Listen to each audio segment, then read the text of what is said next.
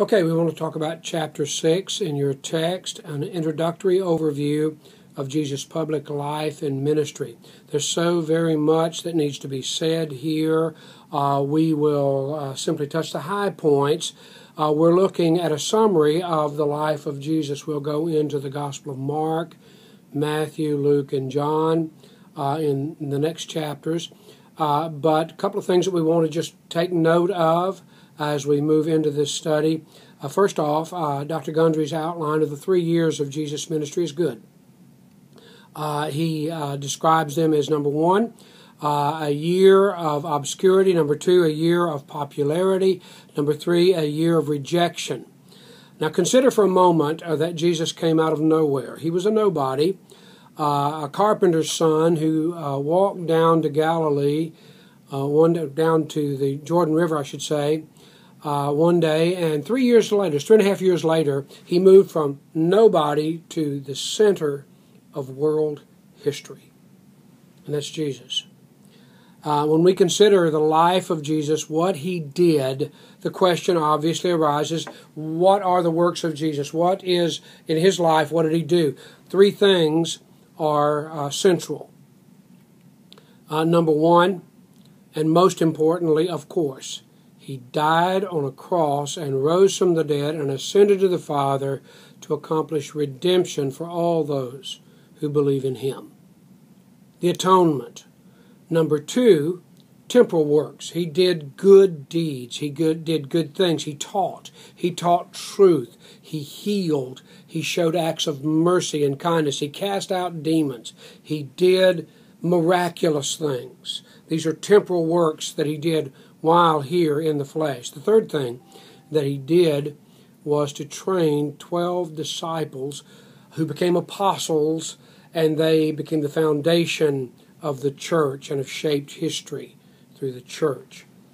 The training of disciples, discipleship, and you as being a part of this class, a part of Grace College of Divinity, are part of this discipleship process. It's central to the ministry of Jesus. Beyond that, I'd like to mention two more things that are important insofar as an overview of Jesus' life and ministry. Number one, and this may sound very unusual to you, but it would be the self-awareness of Jesus as to his own identity. When did Jesus know who he was? When did he know what he was to do? When did he know about the cross? Now that may sound like a very unusual question. He was God. He was the Son of God. He always knew. I'm not sure he always knew all the details. There is an unfolding that we find as we read through the life of Jesus. First off, of course, is at the age of 12, he was in the temple in Jerusalem, and as he discussed the law with the scribes and Pharisees, his mother and father, or Joseph, came back and talked to him, and he said, "Must I not be about my Father's business?" And he knew that God was his Father. How did he learn that? Perhaps he learned it from Mary. Perhaps we just do not know how he knew that, but he did. Then we fast forward at the age of 30 that he comes to the River Jordan, and as he's baptized in the river, he comes up out of the water, and a voice comes from heaven, and the Father says, "This is my beloved Son, in whom I'm well pleased." The dove descends, and we know that story. Now, it's interesting to note that others thought it thundered.